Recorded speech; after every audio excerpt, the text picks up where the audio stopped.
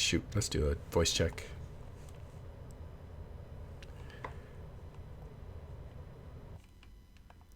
Welcome, White Orchid. Hey, how's it going? Good. You're from Waffles, right? Yeah, that's right. I'm a director in Waffles.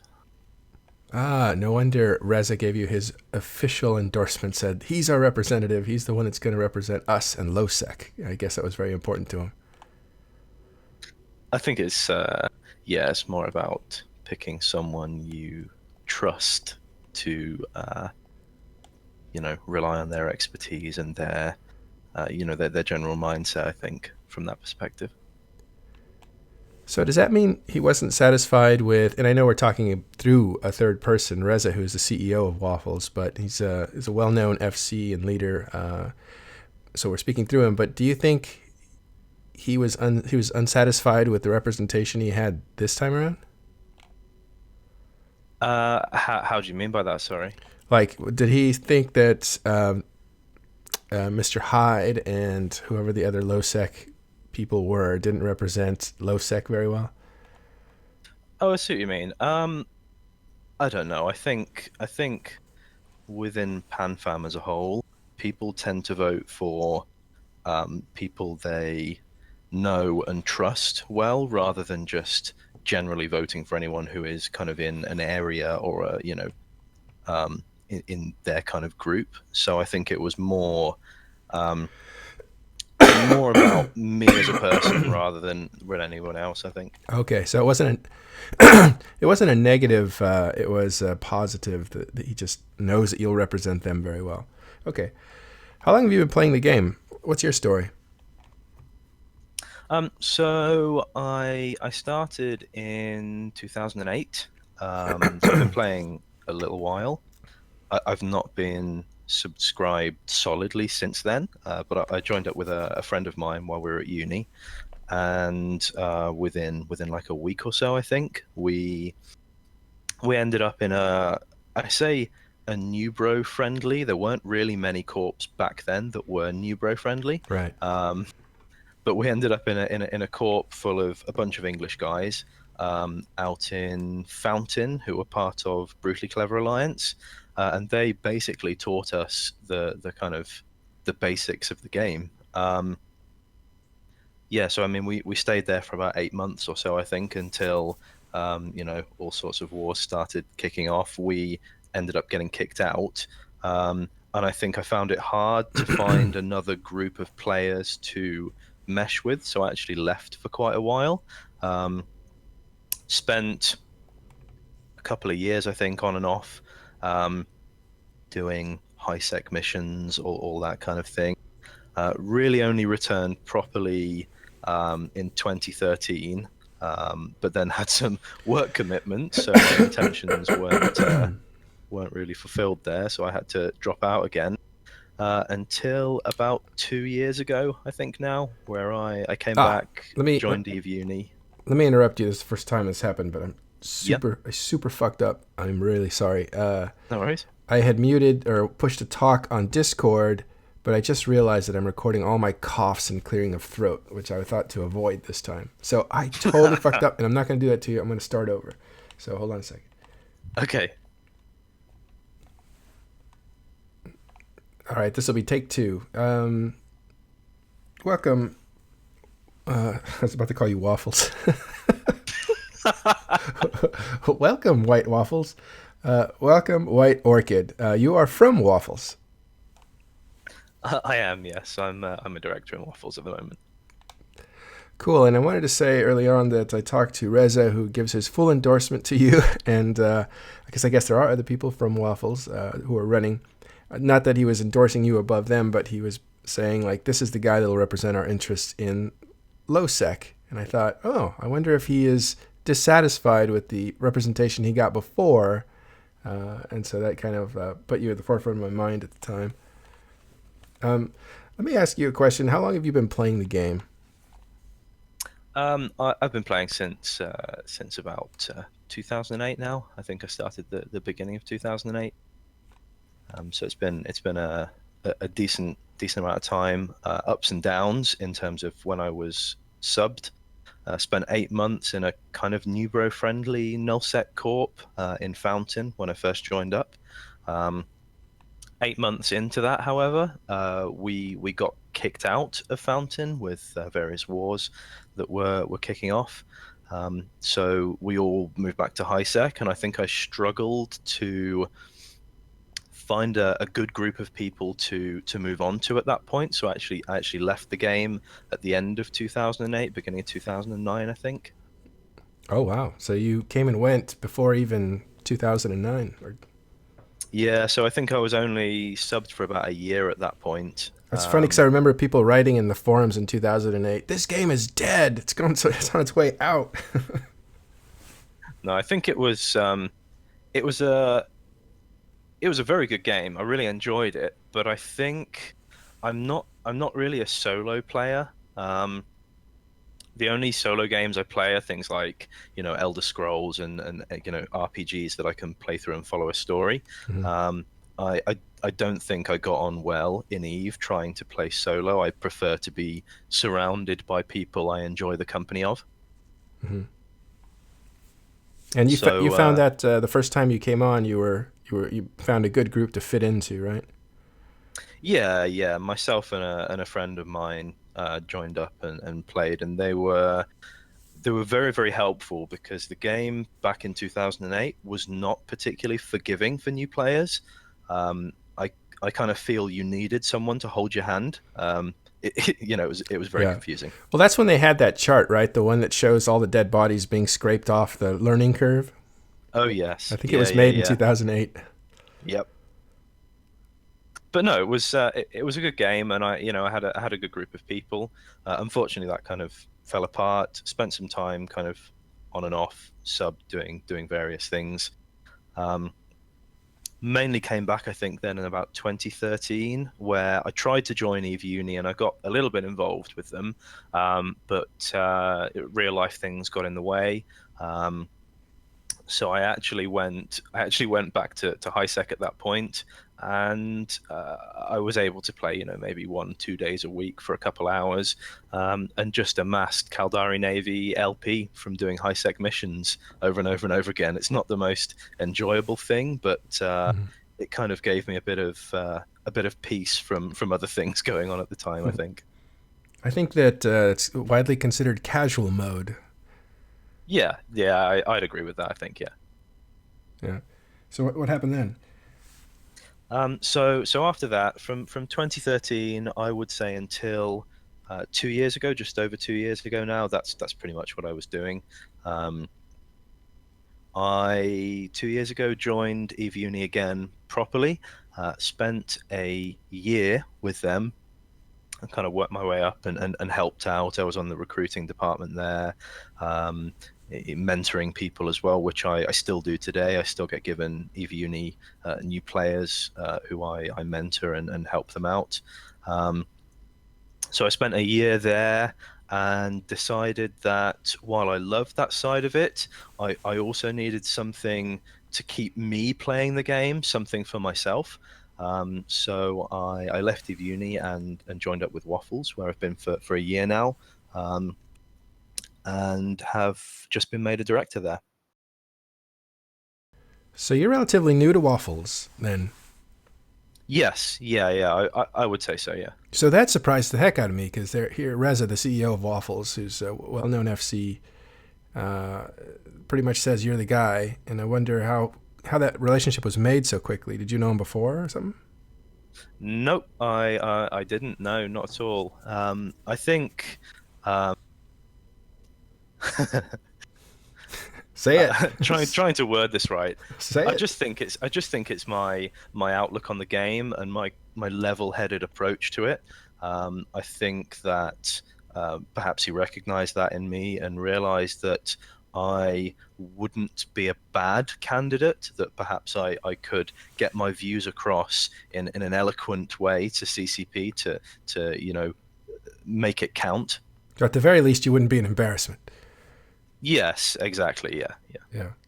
And we've seen the difference between people who, I should say, CSM reps that to come in and want to I don't know if the word is hold grudges, but position themselves like they do in the game, like CSM 10 kind of did. And then CSM 11, in contrast, people who rose above the game and were just adults talking about the game and the good health of the game. So you'd probably Yeah, fit into the second group. I'd hope so. Yeah, I've spoken to people like Jintan, and I really appreciate the way he's conducted himself during this last term. He's been very open about things, obviously where he can be. Mm-hmm. Um, and yeah, I really appreciate that because I think that at points it felt like some of the players uh, lost interest in the CSM, didn't perhaps trust them so much, and I think that's quite an important, an important thing to have really to be approachable, to be a nice guy really. Yeah. So since 2009 through 2013, you took breaks, and when you did come back, you played in a casual mode. So it sounds like real life had commitments that you needed to tend to, and CSM, by all accounts, is very demanding. Do you think you'll have a problem? No, no, not at all. Back then it was, moving around for university and all that kind of thing. Um, Now I'm very much settled. I've You had to got a find it. stable job. You had to find a wife. Yes, yeah. I'm married now. I've got a little dog, got my house, got my job sorted. So there's no no drastic changes happening there, I don't think. Well, I think we can relate to that. That's great. Yeah. Yeah. So, what do you think though about coming and going from the game? Does that because there's two ways of looking at it that I can think of. I'm not trying to give you the answer because you can have your own answer, but one is like, oh, he's not committed. Two is, oh, this guy's got his life balance right. Yeah, I think so. The one thing I can say about that for my current position is that obviously I enjoy spending time with my wife, my dog and all that kind of thing, and I think that that's very very important. I think that I wouldn't be who I am without that. um, and it gives me a very good balance now where I play Eve a couple nights a week, I play it the weekends a bit, I chat with my friends, but then I'll spend time with my wife, we'll go and see friends, and I think it's very important to have that balance because I think it's very easy to burn out on some games, and I think if you try and dedicate your whole life to it, every waking minute, I think it can be a bit much. Yeah, and it seems like if you're that kind of a person, when you land on CSM, I would imagine that's the kind of person that says, "Okay, I've done it. Now I can stop playing." I don't know why the burnouts are so bad. If it was just drama, or if it was fatigue, or just meeting your heroes and realizing they're not gods anymore, or the game being destroyed because now 5 years in advance.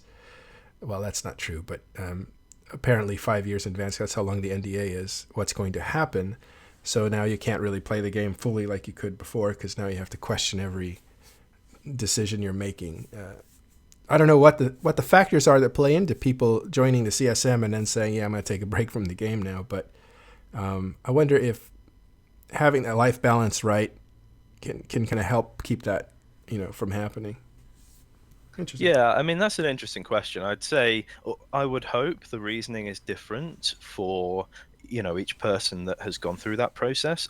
I'd like to think that it's not that stressful that everyone joins and then goes, "Wow, I don't like this. I'm done." Mm-hmm. I'd like to think that. With regards to myself not burning out, as I said earlier, I play this game because of the people in it. I like the community, I like my friends, and it's a balance, not just of like my life balance with my real life and Eve. Within Eve itself, it's a balance of it being an enjoyable game to play, but it being an enjoyable game to play with my friends. I think that's a very an important thing for me. There've been lots of changes throughout Eve. Some I've liked, some I haven't liked. It hasn't made me turn around and go, I'm not going to play this game anymore. I think I like my friends too much to stop. They're like rage quitting insurance, aren't they? Yeah, yeah. Oh, that's funny. So another aspect to you, which I find very interesting, and needed to ask you about this is you do some programming, third party kind of stuff, right? Yeah, so in my kind of my real life job, I'm a software developer, but I'm a software developer that centers on I don't even know what you would call it, kind of system consultation and making things better. So for instance, in the company I work for, 4 or 5 years ago, the different departments used to use like 5 or 6 different programs to interface with our database. I kind of Holy looked at cow. that and went, that's So, ridiculous. sorry to I'm going to interrupt you. build you. I have to interrupt you because I do the same job. Really? Yeah, and I don't know what it's called either. But Yeah, that's no, it's an unusual one. I don't know what to say. I like I just say making things better. That's just what I yeah. like. I just like making things better, making improvements. That's it doesn't have a title, I don't think. Well, I But interrupted yeah, you, but that's we get the idea, right? You optimize systems, including people. yes, yeah, That's yeah, interesting. exactly. Do you find that would be well suited for being a consultant on Eve Online? Personally, yes, because I think the kind of processes you have to go through when you do this kind of thing, you have to think, okay, what if we pull this person off this system and we move this here and we optimize this process? How is it going to affect everything else? What will the knock-on effect be of these changes I'm making? And I think that's a very important thing. Yeah. To consider, when you're making these changes to a game. From myself personally, that the area that I play in at the moment is not indicative of my total expertise. I've lived in wormholes, I've done incursions, I've done missions, I've done high sec wormhole escalations. So all these kind of areas plus that mentality, I Mhm. think would really help me if I were elected. Yeah, I think one of the things that, and I know what you do, so I can ask these really, really deep questions, is you would have to consider, all the people's feedback along that chain of, events that happen down the road. So if you were to change something, you're not just considering the immediate change, you're considering, like you just said, the things that happen outside the game. Sorry, beyond the first move is the ripple effects, but you also consider the people, right? Because you probably have to deal with people quite a bit. Definitely, yes. I think it's very important that normally when I make these big system changes, what I actually tend to do is I kind of go around the company. It's not a big company, it's 30, 35 people or so. And I kind of speak to people individually and say, how do you use this? What do you use this for? What would happen if I did this? And they turn around and say, oh, I do this with it. And actually, if you change it to do that, then I can't do this anymore. So that kind of little bit of feedback is really helpful, and I think that's something that I've seen some CSM members do before, but I think it's very important to get that and not just assume that you have all the right answers. Yeah. We've seen that gap play out in Eve too, right? Like something will change and a group will say like, "How are we supposed to use this in wormholes? This doesn't work for us," or the opposite. Like now something's OP in faction war because they use it a certain way. Yeah. I think Uh, that's such an interesting thing. I and I've never met. Actually, I've met other people that do this sort of thing. I found out they get paid a ton of money. Just so you know, just so you know, those are the guys driving Teslas. Okay, right, I see. so Okay. I'm doing something wrong, so I don't drive a Tesla. Um, anyway, and I do it for a company of 700. So yeah, I got to fix that. Um, yeah, so do you actually get in there and code, or do you just optimize? You optimize the software, but how technical do you get, and how can it be applied to your? Well, I don't know if that's applicable. I'm answering my own question, but you don't have to be a programmer to understand third-party development. Sounds like you understand third-party development without being a programmer necessarily. Um, yeah, I think to be able to look back at the jigsaw and see how things fit together, you don't necessarily have to be a software developer in whatever language that might be. I personally am. I spent a year just after I came out of school, I did like a kind of gap year with IBM as a PHP developer for them. I don't really like PHP. It's great for like rapid prototyping and that kind of thing, but I'm a very much a Microsoft stack guy. So I work with SQL, Microsoft SQL servers, and I've been a C Sharp .NET developer now for, I would say, 3 or 4 years, maybe a bit longer. So I definitely do get very hands-on with code. Yeah. You do. Okay, so you understand the nuts and bolts of the API and stuff like that. Or Yeah, I've used the CCP's XML API. I use Eve Centrals. I use Zkills, mostly for just internal tools. Some of them I don't even do anything with. It was just, oh, let's see, let's make a little corp kill board in LinkPad or something like that. So I'll just write a little app within LinkPad and pull down Zkill APIs for Waffles and see, you know, a little leaderboard of kills for our corp for the month or something like that. oh, that's pretty handy. Now, I'll tell you what. That's what gets the eyes of CEOs and stuff like that. I mean, you can produce little helpful tools. So, what's your philosophy on the whole third-party thing? Is it unfair advantage, or should all this stuff be in the client, and that's what you should play the game on, so it's a little fairer? Or do you think it is what it is? People leveraging their real life Yeah, skills. I think that Eve's been around a while now, and so have these third-party tools. And while I would love to say this would be fantastic if all of this was in Eve. I understand that CCP is not the biggest company in the world. They're not kind of the size of, Activision, Blizzard, places like that. Um, and I think that I don't know. I think that it's nice having these third-party tools because you can take something and, put your own mark on it and say, I want to do something this way, so I'll use these APIs and these resources, pull it together and display it in the way that I want. Unlike some other games like World of Warcraft, you don't have like mods for Eve. Whereas all these other games do, they have these third-party developers making mods, but you don't have that with Eve. You have all of the out of game tools. So you see it as kind of equivalent that there's. In a way, I mean, equivalent in that there's something for third party devs to do. Mhm. Um, they definitely don't serve the same purpose.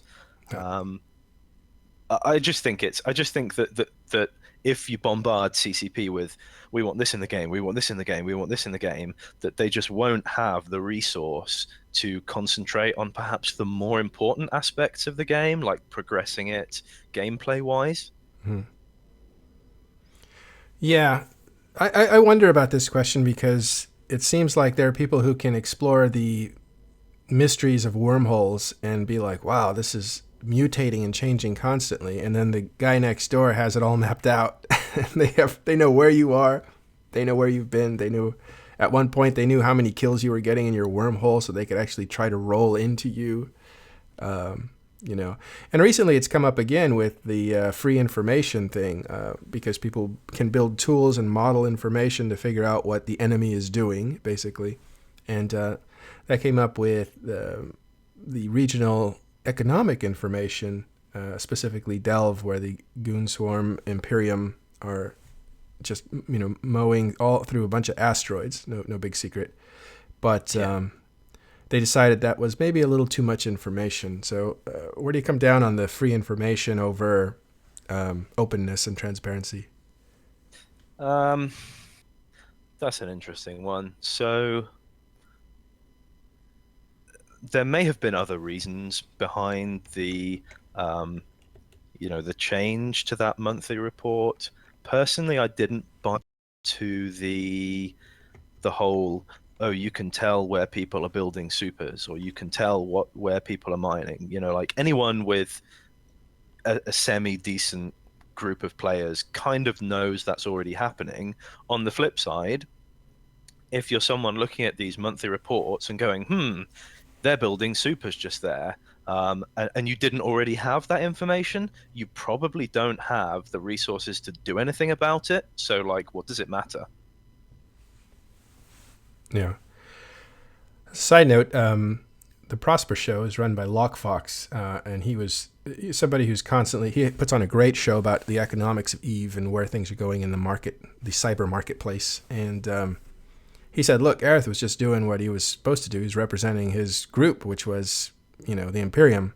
Where was our representation? Where was our third party guy saying, yeah, we need to keep that information free for people who do shows about economics and stuff like that?